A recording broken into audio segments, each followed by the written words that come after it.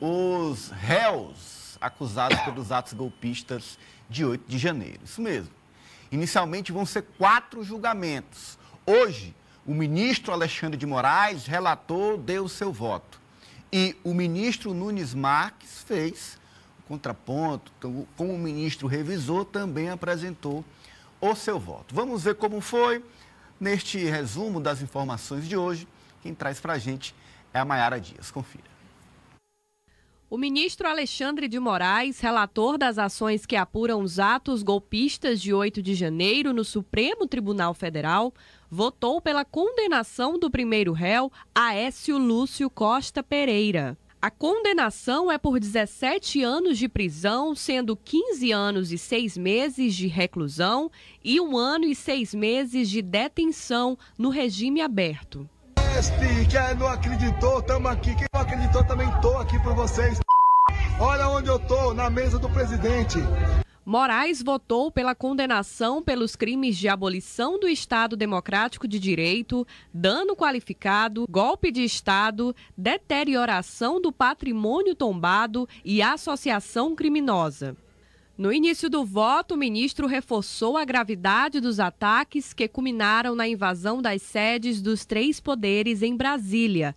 Segundo Moraes, o negacionismo obscuro faz com que os envolvidos e advogados tentem minimizar os atos golpistas. Às vezes o terraplanismo e o negacionismo obscuro de algumas pessoas faz parecer que no dia 8 de janeiro tivemos um domingo do parque. Então as pessoas vieram, as pessoas pegaram um ticket, entraram na fila, assim como fazem no Hopi Hari em São Paulo ou na Disney. Agora nós vamos invadir o Supremo e vamos quebrar alguma coisinha aqui. Agora vamos invadir o Senado. Agora vamos invadir o Palácio do Planalto. É como se fosse possível. Agora vamos orar da cadeira do presidente do Senado. Presidente, é tão ridículo ouvir isso, que a Ordem dos Advogados do Brasil não deveria permitir. Revisor das ações penais sobre os ataques de 8 de janeiro, o ministro Nunes Marques divergiu do relator do caso, Alexandre de Moraes, e pediu a condenação do primeiro réu por apenas 2 dos 5 crimes dos quais ele é acusado: dano qualificado e deterioração do patrimônio público tombado. Assim, para Nunes Marques, Pereira deve ser submetido a um período de 2 anos e 6 meses em regime aberto. Tá aí, esse foi o resumo do dia de hoje. O julgamento prossegue amanhã com os votos dos demais ministros do Supremo Tribunal Federal. Por hoje, estamos vendo aí o relator Nunes Moraes apontando para 17 anos de prisão e Nunes Marques para 2 anos, divergindo parcialmente e pregando uma pena mais branda para o réu pelos atos golpistas. Eu começo com o Osmando. Osmando, com relação a esses números, a dosimetria da pena, na visão de Moraes, a gente vê, inclusive, a imputação de 5 crimes. E o mais grave deles, a meu ver, que é em exato atentado ao Estado Democrático de Direito, a tentativa do golpe. Ou seja, esse passa a ser o principal crime dentro desse rol que leva aos 17 anos pedidos aí pelo Alexandre de Moraes. O que, se consolidando nos demais votos da Corte, abre para aqueles que estão no alvo este primeiro caso com uma pena bastante condizente e aí eu diria também firme de Alexandre de Moraes, como uma regra a ser seguida para os demais que vão ser julgados. Ou seja, se depender do Moraes, a pena vai ser severa sim, vai ser firme, porque em jogo a democracia do país. É interessante porque se o golpe tivesse dado certo, se não estivéssemos julgando hoje a tentativa de golpe, mas se tivesse dado certo o golpe, os que estão julgando hoje boa parte da sociedade é que estaria nos bancos dos réus. Então, por isso, da importância de garantir a democracia e o julgamento firme, severo, de quem a ataca. Mas eu quero a sua avaliação diante desse dia, desse início de julgamento histórico hoje no Supremo Tribunal Federal. Exatamente, Ananias. Se o golpe tivesse dado certo, o ministro Nunes Marques não daria um voto tão ameno às pessoas que estão sendo acusadas, aos 4 que estão em julgamento no STF, e nem o ministro Alexandre de Moraes também estaria aí para dar esse voto exemplar que a sociedade brasileira espera que seja concretizado, seja confirmado pela Corte. É o mínimo que se espera para que se evite que atos dessa natureza voltem a se repetir no Brasil. O voto do ministro Nunes Marques, ao retirar das costas dos réus a imputabilidade do golpe de Estado, faz a pena cair de 17 anos para 2 anos e 6 meses, como ele propõe que seja aplicada em regime semiaberto. Ora, o que a gente observa é que esses 4 que estão em julgamento, eles não foram apenas participantes, eles foram executores. Todas as provas mostram, as imagens mostram, todos os indicativos estão nessa direção de que eles atuaram como executores da depredação e do golpe.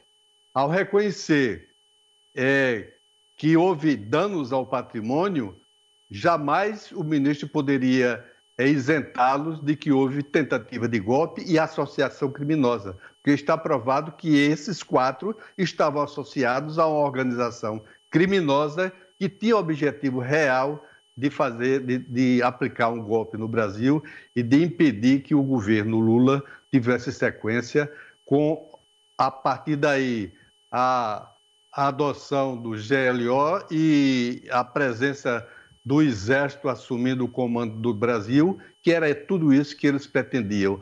Antes, ao tentar impedir que houvesse eleições, dizendo que as urnas seriam fraudadas, que o sistema de votação do Brasil não era seguro, que era suscetível de fraude, e tentaram, fizeram várias tentativas antes do 8 de janeiro, e esse 8 de janeiro foi exatamente o ápice, o ato supremo para impedir que houvesse a continuidade da democracia no Brasil.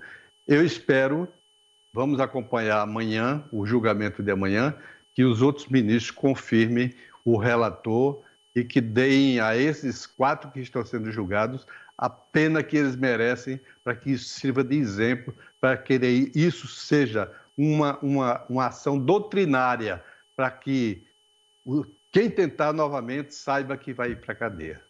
Olha, você vê aí na imagem os 4 que vão ser julgados inicialmente pelo Supremo Tribunal Federal. Esse aí de óculos, o segundo da esquerda para a sua direita, você que está vendo a TV, é o Aécio, que está o primeiro a ser julgado dessa lista aí. Todos eles têm algo em comum. Produziram fartas provas contra eles, inclusive hoje, durante o julgamento, parte dessas provas foi apresentada pelo próprio ministro Alexandre de Moraes durante o seu voto.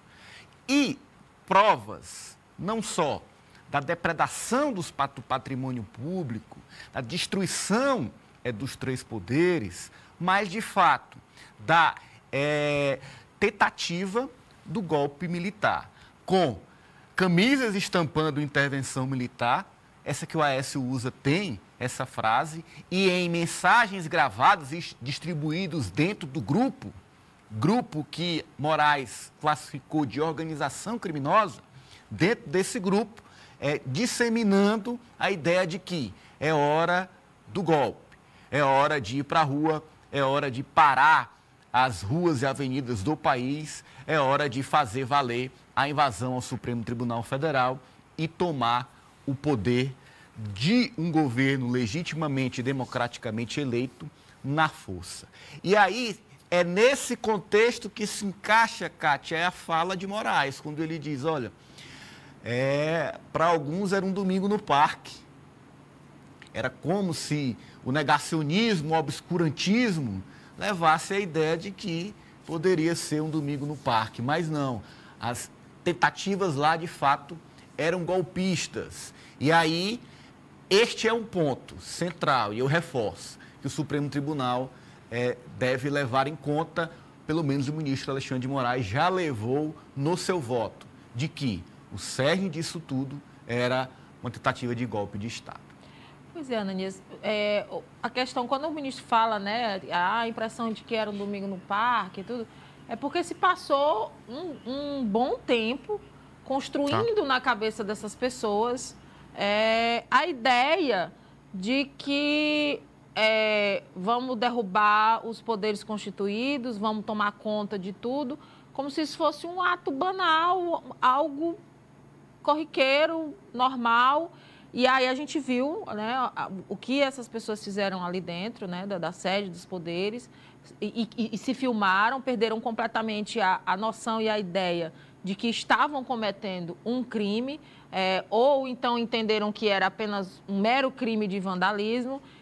E aí eu concordo com o seu Zé no ponto de que essas punições elas precisam existir para serem didáticas, né, para a população entender que não é isso, não é assim. A gente tem aí uma Constituição, a gente tem os poderes constituídos, normas e leis, e isso de estar aclamando aí de que se deve derrubar esses poderes que formam e corroboram com a democracia é um crime, mas eu acho também que a questão dos financiadores, Ananias, a justiça não pode parar apenas aí nessas pessoas que são massa de manobra, pessoas que não, como eu falo, vieram aí de um longo período sendo construído na cabeça delas a ideia de que isso era uma coisa banal, era um domingo no parque, né? Acho que isso que o ministro quis caracterizar. Mas existem